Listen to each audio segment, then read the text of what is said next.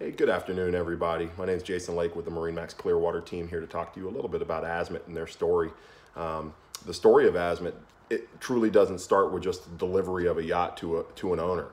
Far from. Each individual Azimut has its own story to tell. From the yard it was built in, to the world-renowned interior designers who create those gorgeous interiors. Azimut prides itself on crafting the finest luxury yachts on the water today, and they continue to do so. For 50 years now, they've built this company up with the leadership of Paolo Vitale, the owner, to really lead the industry in innovation, the application of newer technologies, or even things that might seem a little small, such as eco-friendly materials, resins that they use on their boats for a low impact on marine life. Azimut continues to innovate every day and to push the industry forward.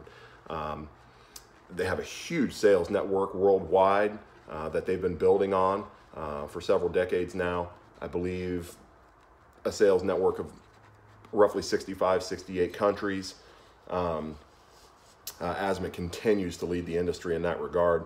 The story of Azimut is a strong dedication to its clients first and foremost, hands down. All of the steps to acquire new boatyards in Italy, to build those up, to handle the vision that Paolo had for the Azimut Benetti Group.